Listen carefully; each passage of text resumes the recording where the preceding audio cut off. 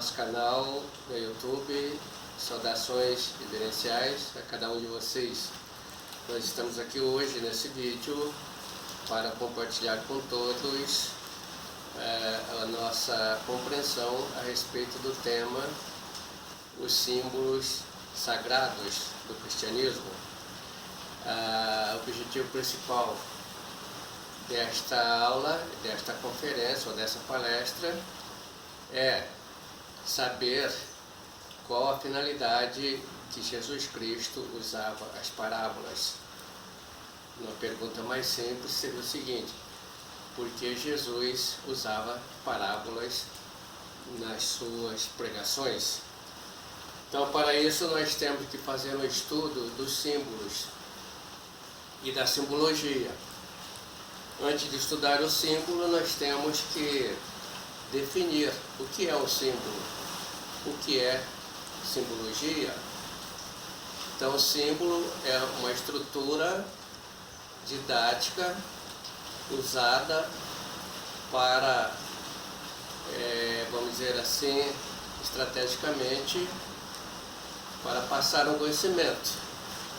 O símbolo, ele deixa passar o conhecimento para quem tem a capacidade de decodificá-lo, e ao mesmo tempo ele é um filtro, não deixa passar o conhecimento para quem não tem a capacidade, não tem, vamos dizer assim, a habilidade, né? A faculdade de decifrá-lo. Então, nesse sentido é que entra as parábolas. O símbolo, então, ele é estudado por uma disciplina chamada simbologia. Então, simbologia, logia quer dizer estudo. A simbologia também, ela recebe o nome de semiótica, é uma parte de estudo da língua portuguesa que estuda, então, a semiótica. Os gramáticos, né, o pessoal que estuda português, conhecem essa semiótica e os elementos semióticos. Então, isto é a simbologia semiótica. Também recebe o nome de hermenêutica. Então, hermenêutica é uma ciência de interpretação, de decodificação dos símbolos. A palavra hermenêutica vem de Hermes. Hermes Trismegisto. O Hermes Trismegisto foi um grande mestre lá do Egito, 3.000 anos mais ou menos antes de Cristo, e ele escreveu um livro chamado Tábua das Esmeraldas. Então, nesse livro Tábuas das Esmeraldas, ele diz que como é em cima é embaixo, como é embaixo é em cima. Então, ele é considerado 3 vezes nascido, né? Ele é um mestre de mistérios maiores daquela época, naquele tempo, naquele espaço ali do Egito. Então, a ele se deve essa palavra hermenêutica, ou seja, Hermes. Quando a gente diz um vaso hermético, hermético fechado, quer dizer que é uma coisa que está ocultada. Então, isto é uma função dos símbolos. O símbolo tem a função de ocultar o conhecimento para quem não está preparado a receber. Então, o conhecimento é oculto para quem não sabe decodificar o símbolo. Quando a pessoa aprende a decodificar o símbolo, não tem conhecimento oculto. Ele passa a ter um acesso direto, então, às informações que estavam ali escondidas pelo símbolo. Então, esta é a função de cada símbolo, né? É de guarnecer estrategicamente algumas informações, um tipo de conhecimento. Esses símbolos, eles estão presentes em cada área de conhecimento. A matemática tem símbolos, a literatura tem símbolos, a química tem símbolos, a física é toda simbólica. O cristianismo está embasado, né, está estruturado, a sua literatura sagrada, em cima de símbolos. Então é muito importante a gente aprender a decodificar esses símbolos. Na matemática, por exemplo, nós temos lá a raiz quadrada de 25 igual. Então a interrogação está ali uma informação guarnecida por símbolo. Quem não sabe decodificar esse símbolo não sabe resolver essa raiz quadrada. Quando a pessoa diz que a raiz quadrada de 25 é igual a 5, porque 5 ao quadrado é igual a 25, então ele tem a informação, ele decodificou, sabe que ali tem um radicando, tem um radical, tem um índice de raiz, então aquele conhecimento para ele não é mais oculto, é um conhecimento develado, que a pessoa é portadora, apropriou-se desse conhecimento. Isso também acontece nas letras. Cada letra é um símbolo. Nosso alfabeto, então, tem as diversas letras, as vogais e as consoantes são símbolos. Cada letra desta, como um símbolo tem duas dimensões, cada letra tem um nome, do seu significado. Então, vamos primeiro ver quais são as dimensões dos símbolos. O símbolo tem uma dimensão chamada simbolizado e uma dimensão chamada simbolizante. O simbolizante é só a parte material, é a parte material do símbolo, é a parte física. E o simbolizado é só a parte mental, a que se quer chegar. Então, cada letra tem uma parte física, cada número tem uma parte física, que a gente vê, é visível, mas é um símbolo, né, que representa alguma informação que está no simbolizado. Então, no caso das letras, nós temos fonemas e os grafemas. Então, fonema é a simbologia da palavra falada, de fonemas.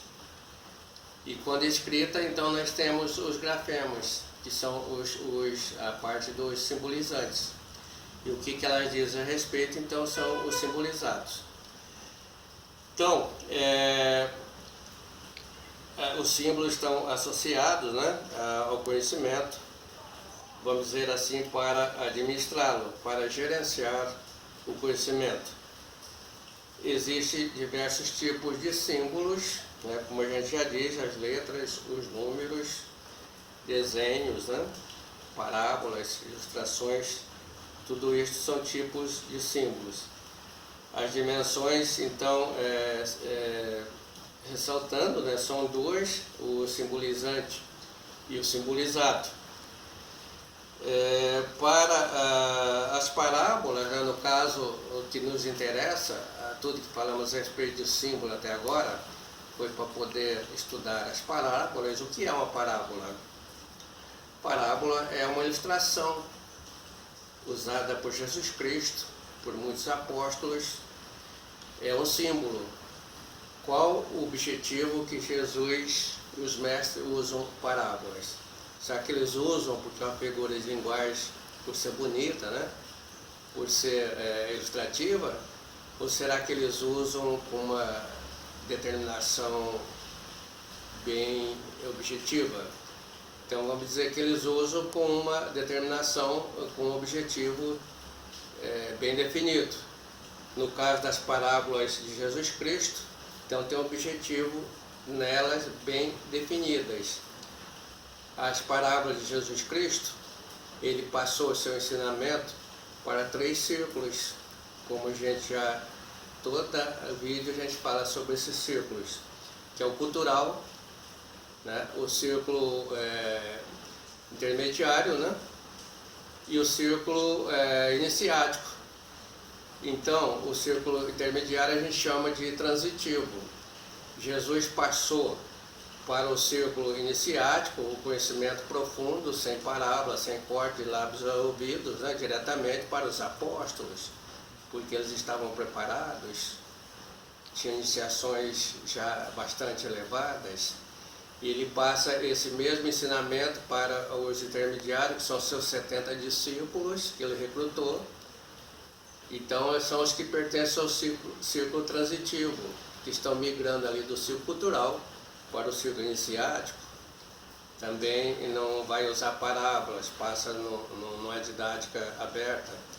E aí ele passa para o círculo cultural, é onde está o povão, a massa de pessoas daquela época, né?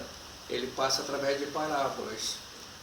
Pessoas que não estavam preparadas para receber o alimento sólido, que diz Paulo a respeito do conhecimento, só podiam receber a alimentação líquida, que estava na infância da sua aprendizagem. Como nós, na nossa infância, a gente não pode comer comida sólida, a gente toma leite, que é uma alimentação líquida. Então, aquele pessoal recebia o rudimento assim, muito simplesinho do conhecimento. Jesus sabia que não podia passar para eles, né, na época, a grande verdade, a grande realidade, ia desestruturá-lo. Eles não estavam preparados, não tinham uma capacidade cognitiva adequada para isto. Infelizmente, passaram 2020 anos, essa mesma infância cristã cultural ainda está nas pessoas, das 60 mil religiões que dizem existir.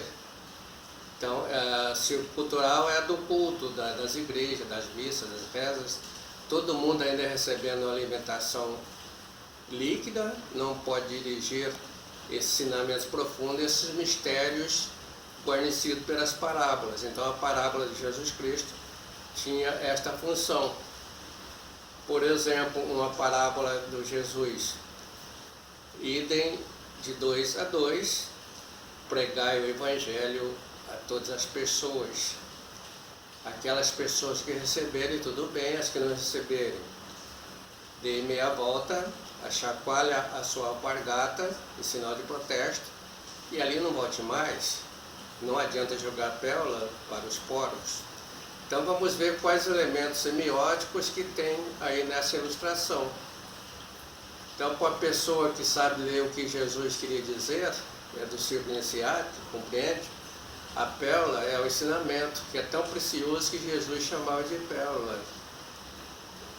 E porco é o cristão que rejeita, ou a pessoa que rejeita.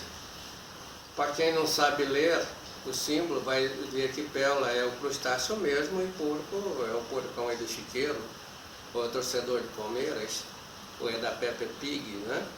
Que não entende, ele só sabe interpretar as coisas aos pés das letras. Assim são as pessoas crentes de hoje, os evangélicos e o pessoal católico, com raras exceções, que entende as coisas só ao pé da letra, ou seja, consegue só ler as escrituras dos que está nas linhas, direto, não consegue interpretar o que traz por detrás das linhas.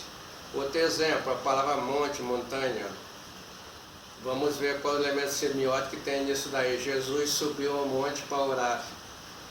Então os elementos semióticos são o seguinte: monte é um símbolo, tá? Mas temos que saber interpretar. Jesus subiu ao monte para orar, quer dizer, Jesus se desdobrou. Jesus passou da terceira para a quinta dimensão. Então monte é o símbolo que quer simbolizar alguma coisa. Qual é o simbolizado? É a quinta dimensão, o astral, e o monte é o simbolizante. Por exemplo, Jesus dizia para Nicodemos: quem não foi batizado, né?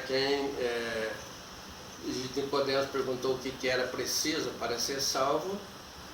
Ele diz para Nicodemos através de parábolas a resposta. Ele falou: quem não nascer de novo da água e do Espírito não pode entrar no reino dos céus. Então aí, quem é que entende isso nas igrejas? Posso garantir para vocês, com absoluta segurança, que ninguém, nem o padre, nem o bispo, nem o papa, nem o pastor. E vou provar para nós. Jesus não diz: quem não nascer na água e no Espírito não entra nos céus, quem ele interpreta. Jesus diz: quem não nascer da água e do Espírito. Nascer da água, nem o peixe, nem a tartaruga, nem os animais marinhos nascem da água. Eles nascem na água, então quer dizer lugar, eles moram lá, nascem lá. Nascer da água significa nascer dela, originar-se dela. E isto é da água da vida, que é a substância seminal. Então, é uma questão de interpretação e de discernimento e de prestar atenção. O certo não é quem não nascer na água e no Espírito entra no reino, é quem não nascer da água, ou seja, tem que nascer dela. Como é que se nasce dela? É o que nós vamos estar ensinando ao longo desse vídeo e ao longo desse curso. Então, mas aí tem elementos semióticos. Por último, tem muitas, tem a Bíblia toda, assim a gente vai falar do caso de Adão e Eva. Então, Adão e Eva, conta a história que Adão e Eva eram os únicos homens e mulheres daquela época, e eles tiveram um filho, Caim e Abel. Caim era bravo, era invejoso, matou Abel e fugiu com medo da represália do Senhor. Então vamos ver quais os elementos semióticos que tem aí, como que entende o pessoal do círculo cultural e como que é o sentido real que isso quer fazer. Então, o elemento semiótico Adão é o nome que se dá para todos os machos, coletivo macho daquela época, assim como hoje para todos os machos da espécie Homo sapiens, dá o nome de homem. Naquela época toda essa pessoa se dava o nome de Adão. Eva é o nome que se dava para o conjunto de todas as mulheres, das fêmeas da época, né? Hoje, o nome que dão para todas as fêmeas do Homo sapiens, né, da nossa espécie, é mulher. Então, Adão eram todos os homens e Eva eram todas as mulheres. E aí, a gente tem, se a gente quer o caminho, né, quer ser cristão realmente, a gente tem que ter desconfiômetro. Então, vamos lá, tem que ter uma fundamentação lógica. Qual a fundamentação lógica de tudo isto? É que se Adão e Eva eram os únicos homens, homem e mulher que tinha na época, falta a fundamentação lógica. Porque o Caim fugiu, foi para outros lugares, e lá ele encontrou uma esposa e criou vários filhos, né? Tem muitos filhos do Caim. Aí como pode ser se a Bíblia diz que só tinha um homem e uma mulher? Fica furada, fica sem fundamentação lógica. Então o pessoal do círculo cultural, que diz entender a Bíblia, que ela é a totalidade, né? Esse pessoal das 60 mil religiões, cada um com seus conjuntos de igrejas, na realidade eles têm um ensinamento muito rudimentar, infelizmente, escondido atrás de parábolas, né? E eles não conseguem adentrar o evangelho secreto, a grande realidade de Jesus Cristo. É muito difícil isso. Então, para o pessoal do círculo cultural, Jesus passou um mapa. Através desse mapa é que se consegue achar o caminho. Então, o caminho é ele, Jesus Cristo. Mas para acharmos o caminho, a gente tem que migrar do círculo cultural para o círculo iniciático. Aí sim está a grande verdade, está a grande realidade. Enquanto no círculo cultural a gente só tem um mapa, mas não consegue chegar ao caminho. Muito bem. Então, em síntese, né, um símbolo, na realidade, ele oculta um conhecimento, esta é a função dele, né, para alguns, e desoculta, descortina para outros, nesta função. Os grandes mistérios bíblicos ocultados estão ocultos na Bíblia. Então as parábolas, os símbolos dentro da Bíblia, né, dentro das Escrituras Sagradas, definiram dois caminhos, dois evangelhos. O oculto, né, que o povão das igrejas tem até algeriza essa palavra, né, chama de ocultismo. Mas na realidade o oculto é tudo aquilo que a gente não tem acesso. Então é simples de desnudar, né, essa verdade, desconstruir isso daí. Então ele dividiu nesses dois. Cabe a cada um de nós tornar esse conhecimento que está oculto, que na realidade é o grande evangelho de Jesus Cristo, torná-lo desocultado. desocultado, né? Descortiná-lo. Nós vamos então encerrando por aqui essas nossas informações para a gente poder fazer a leitura das Escrituras nas entrelinhas, para a gente poder adquirir aquilo que Jesus falava nas suas parábolas. Quem tem ouvido, que ouça. Quem tem olhos, que veja. Por enquanto a gente não está tendo ouvido e nem olhos, por melhores cristãos que nós somos. Nós ficamos ali só na parte da ilusão, da salvação, achando que o caminho está certo, mas na realidade não está nem no caminho ainda, nós estamos apenas com o mapa. Para seguir o caminho, então a gente tem que seguir os 3 fatores de evolução da consciência que Jesus ensinou. Quem quiser vir após mim, renuncie a si mesmo, toma a sua cruz e siga-me. Então, no círculo cultural estão os muitos chamados, multidões de cristãos das diversas igrejas, das diversas religiões. E desses muitos chamados, alguns poucos e muitos poucos é que vão ser os escolhidos. Exatamente quem aprender a ler tudo isto, né? A criar ouvidos para ouvir e olhos para ver. A paz reverencial a cada um de vocês.